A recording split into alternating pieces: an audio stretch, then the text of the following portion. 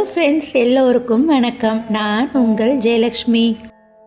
இந்த விளாக் நார்மலான school day அன்னைக்கு எடுத்தது. சில நேரங்களில் நமக்கு ஏனோ தெரியாது, மனசு ஒரு மாதிரி அப்செட்டாக இருந்த மாதிரி இருக்கும். ஆனாலும் நம்ம குடும்பத்துக்காக, நம்ம பிள்ளைங்களுக்காக பரபரப்பாக எங்க வேண்டிய கட்டாயத்தில் இருப்போம். அப்படி ஒரு நாள் அன்னைக்கு ஷூட் பண்ணினது தான் இந்த விளாக். குடும்ப தலைவிங்கிற பட்டத்துக்கே ஒரு சில பொறுப்புகளும் கடமைகளும் கண்டிப்பாக இருக்கும். அந்த கடமைகளை நம்ம சரிவர செஞ்சாலே நம்ம குடும்பம் கண்டிப்பாக நல்லாயிருக்கும். ஒவ்வொரு குடும்ப தலைவிக்கும் இந்த பொறுப்புகள் கடமைகள் கொஞ்சம் மாறுபடும். அது அவங்கவுங்களோட வாழ்க்கை முறையை பொறுத்தது. என்னோட கடமைன்னு நான் எடுக்கிறது, அதிகாலையில் எழும்பி வாசல் தெளித்து கோலம் போட்டு சாமிக்கு ஒரு சின்ன பூஜையும் பண்ணி சமையலறை போகிறது தான் என்னோட கடமைகளில் ஒன்று. என்னதான் மனசு நம்மளுக்கு சரியில்லைனாலும் சில கடமைகளில் நாம் சரியாக பண்ணிட்டாலே அதுலேருந்து கொஞ்சம் ரிலீஃப் கிடைக்கிற மாதிரி இருக்கும். அப்படி தான் எனக்கு இந்த கோலம் போடுறது, பூஜை பண்ணுறது எல்லாமே. இப்படி என்ன மாதிரியே லைஃப் ஸ்டைல் கொண்ட பல பேர் என்னோட இணைஞ்சிருக்கீங்க. அப்படி என் சேனலை சப்ஸ்கிரைப் பண்ணி என்னோட இணைஞ்சி பயணித்து கொண்டு இருக்கிற அத்தனை உறவுகளுக்கும் இந்த நேரத்தில் என்னோட நன்றியை தெரிவிச்சுக்கிறேன். உங்களோட அன்பால் தான் இந்த இடத்துல நான் இன்றைக்கி பயணிச்சுக்கிட்டு இருக்கேன்.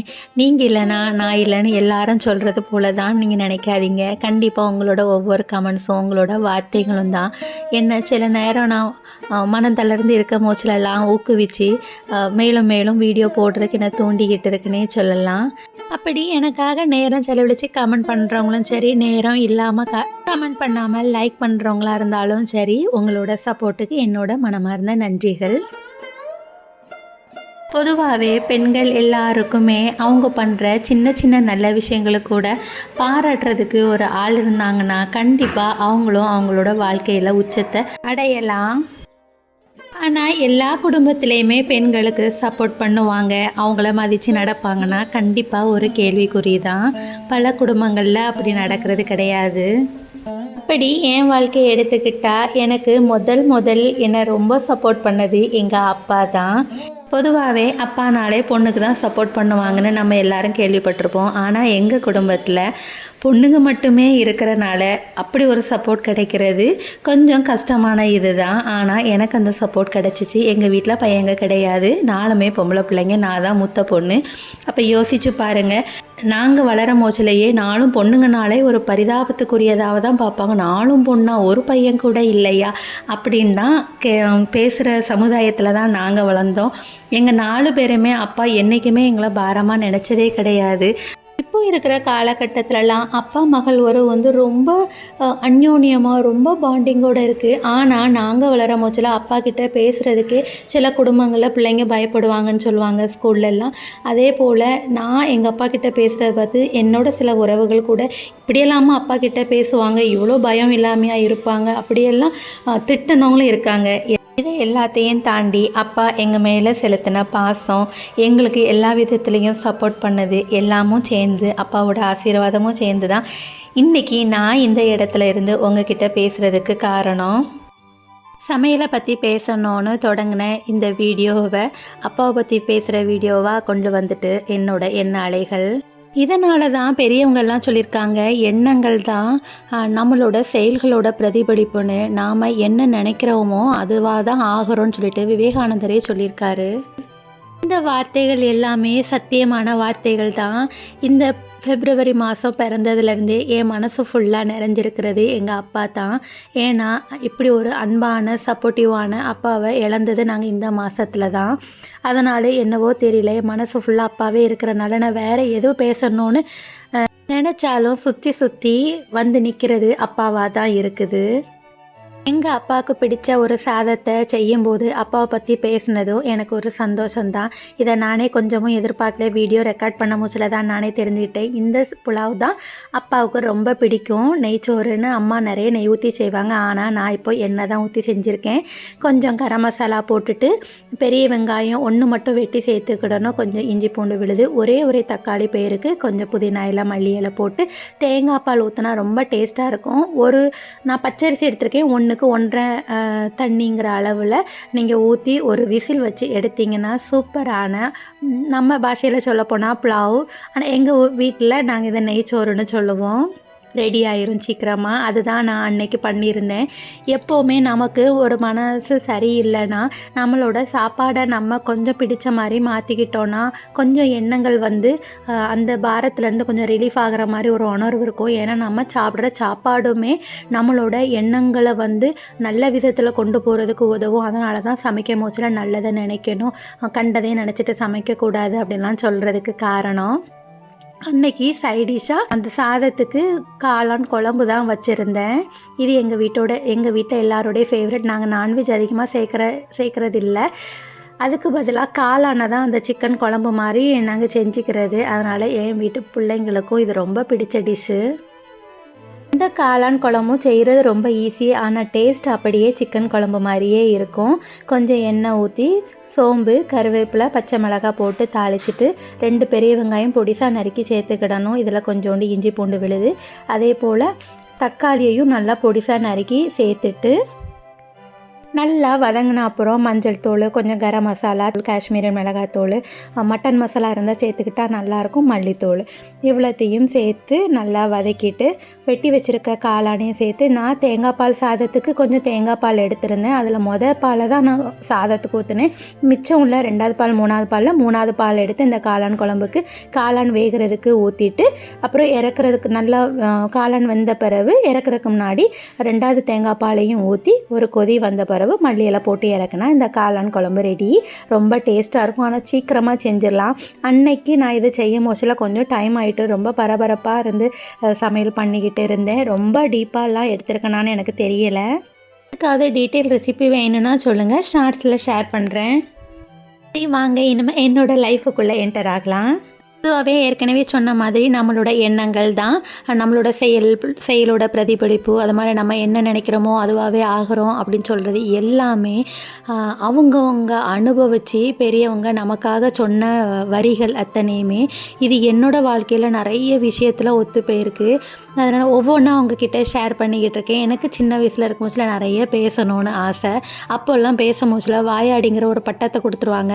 அது எங்கள் வீட்டில் கிடையாது. சத்தியமாக எங்கள் அம்மா அப்பா வந்து எங்களை எந்த விதத்துலேயும் மட்டம் தட்டினது கிடையாது. ஆனால் உறவுகள்னு ஒருத்தவங்க இருப்பாங்கள்ல சில பேர், அவங்க வந்து எப்போவும் பொம்பளை பிள்ளைனா இப்படி இருக்கணும் அப்படி இருக்கணும், என்ன இப்படி பேசுகிறா அப்படி பேசுகிறான்னு சொல்லிட்டு எப்போவுமே நம்மளை தரம் தாழ்த்துறதுக்கும் கீழே அமுக்கிறதுக்குமே தான் வழி பார்த்துட்டு, சில உறவுகள் எல்லா உறவுகளையும் சொல்லலை, அப்படி தான் நம்ம சமுதாயம் இருந்துக்கிட்டு இருக்குது.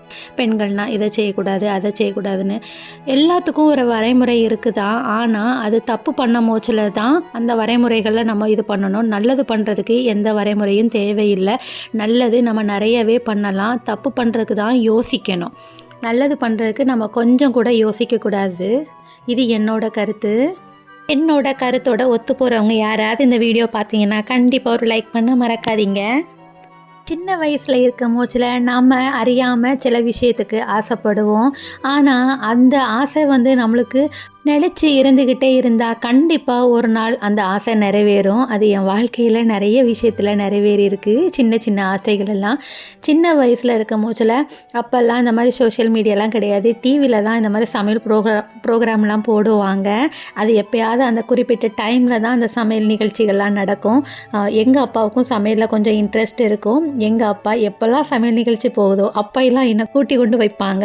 இது வந்து பாரு எப்படிலாம் சமைக்கிறாங்க அப்படின்னு சொல்லிட்டு அந்த சமையல் மேலே ஒரு ஆசையை ஊக்குவிச்சது எங்கள் அப்பா தான். அம்மா நல்லா சமைப்பாங்க. ஆனால் அந்த சமையலுக்கு மேலே உள்ள ஆசை வந்து எனக்கு எங்கள் அப்பாவால் தான் வந்தது. நிறைய புதுசாக செய்யணுங்கிற ஆசையெல்லாம் அந்த மாதிரி சேனலில் பார்க்கும்போது வரும். அதோட பெரிய ஆசை ஒன்று வந்தது என்னென்னா, அவங்க சமைக்கிற மாதிரி நாம் சமைக்கிறதையும் இந்த உலகத்தில் கொஞ்சம் பேர் பார்க்கணும் அப்படின்னு சொல்லிட்டு சின்ன வயசில் எனக்கு ஒரு அறியாத வயசுலேயே ஆசை, நாமளும் இந்த மாதிரி சமையல்லாம் சொல்லிக் கொடுக்கணும், தெரிஞ்சதெல்லாம் ஷேர் பண்ணணும் அப்படின்னு சொல்லிட்டு அந்த ஆசை எனக்கு நான் வளர வளர என் கூடவே சேர்ந்து வளர்ந்தது. ஆனால் அப்போல்லாம் இந்த மாதிரி யூடியூப் இதெல்லாம் எதுவுமே கிடையாது. ஆனால் எனக்கு என்னென்னா டிவியில் நம்மளை இப்படி யாராவது பேட்டி எடுக்கணும், நம்ம தெரிஞ்சதை சமைச்சு காட்டணும்லாம் நான் ஆசைப்பட்டிருக்கேன் இன்றைக்கி. ஆனால் அது வேறு விதத்தில் இந்த யூடியூப் மூலயமா உங்ககிட்ட என்னோட சமையலை நான் ஷேர் பண்ணுறது எனக்கு ரொம்பவே சந்தோஷமாக இருக்குது. இது போல் நிறைய விஷயங்கள் என் வாழ்க்கையில் நிறைவேறி இருக்குது. நான் போக போக எல்லா விலாகளையும் உங்ககிட்ட ஷேர் பண்ணுறேன். என் வாழ்க்கையில் நடந்த சில விஷயங்களை இப்போ நினச்சி பார்க்கும்போதில் எனக்கே ரொம்ப சிரிப்பாக இருக்கும். அதில் ஒன்று தான் இந்த ஸ்மார்ட் ஃபோன் வந்திருக்க நேரத்துலலாம் எனக்கு கிட்டத்தட்ட ஒரு 4-5 வருஷம்லாம் ஃபோனே கிடையாது. சாதா ஃபோன் தான் வச்சுருந்தேன். அந்த காலகட்டத்திலலாம் நான் சமைக்கும் போதில் எனக்கு நானே பேசிக்கிட்டு யாரோ ரெக்கார்ட் பண்ணுற மாதிரி ஒரு ஃபீலிங்கில் நானாகவே இதை போடணும், அதை போடணும், இப்படி செய்யணும், அப்படி செய்யணும்னு சொல்லியே சமைச்சிட்ருப்பேன். என் வீட்டுக்காரங்க கூட என்னை பார்த்து கொஞ்சம் காமெடி பண்ணுறதா நினச்சி சிரிப்பாங்க, யாருக்கிட்ட பேசிகிட்டு இருக்கேன்னு.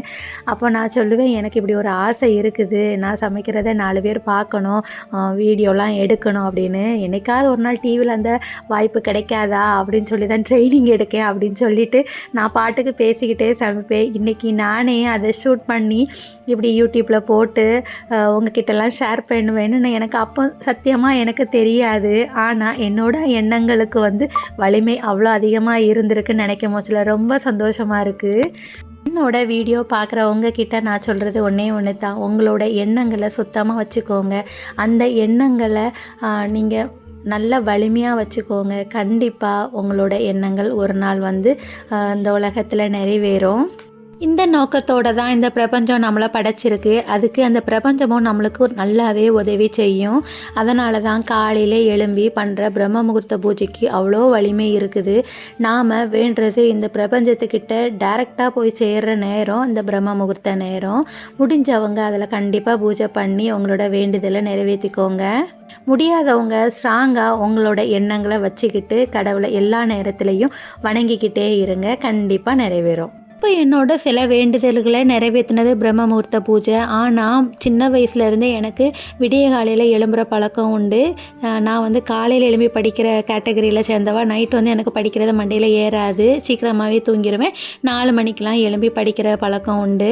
அப்போ எல்லாம் நான் எனக்கு அந்த முன்னாடி எழும்பும் மூச்சிலெல்லாம் நம்மளுக்கு என்னவா ஆக ஆசைன்னு இருக்க மூச்சில் அப்படி நினச்ச சில ஆசைகள் தான் எனக்கு நடந்துட்டுருக்கு. அப்போல்லாம் நான் பூஜை பண்ணது கிடையாது.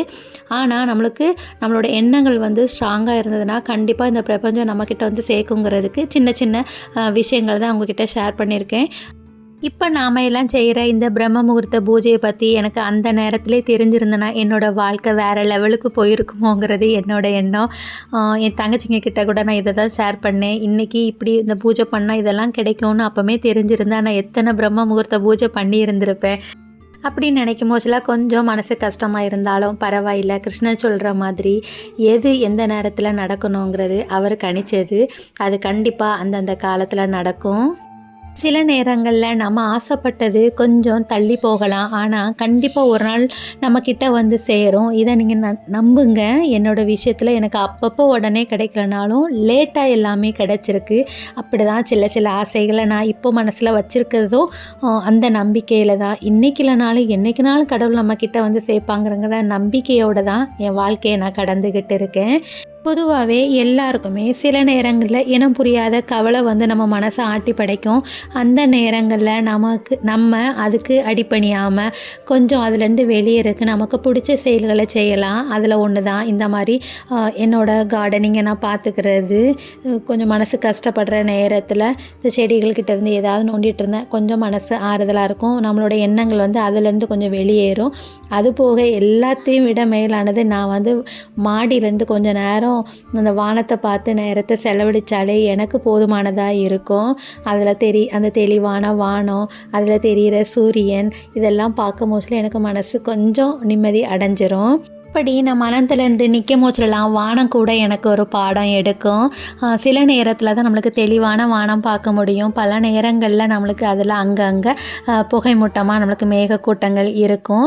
அந்த மேகங்கள் ஒரே இடத்துல இருக்காது, கண்டிப்பாக கடந்து போய்கிட்டே இருக்கும். அதுபோல் தான் நம்ம வாழ்க்கையில் வர்ற சில கஷ்டங்களும் ஒரே இடத்துல நிற்காது. மேகம் மாதிரி அது கடந்து போய்கிட்டே இருக்கும். அதனால் நமக்கு வர சில துன்பங்களையும் நம்ம கடந்து இன்பமான ஒரு வாழ்க்கை நமக்கு கண்டிப்பாக தெளிவான வானம் போல் காத்துக்கிட்டு இருக்குங்கிற நம்பிக்கையில் நம்மளோட வாழ்க்கையை சந்தோஷமாக எடுத்துகிட்டு போகலாம். இப்போது இந்த வீடியோவோட எண்டுக்கு வந்தாச்சு. இவ்வளோ நேரம் என்னோடய வீடியோவை பொறுமையாக பார்த்து என்னோட இணைஞ்சிருந்ததுக்கு ரொம்ப நன்றியை தெரிவிச்சுக்கிறேன். இந்த மாதிரி வீடியோ ஷேர் பண்ணுறது உங்களுக்கு பிடிச்சிருந்துன்னா கண்டிப்பாக ஒரு லைக் பண்ணி சப்ஸ்கிரைப் பண்ணி என்கரேஜ் பண்ணுங்கள். வீடியோ பற்றின எந்த கருத்தாக இருந்தாலும் கமெண்ட் பண்ணுங்கள். மீண்டும் சந்திக்கலாம்.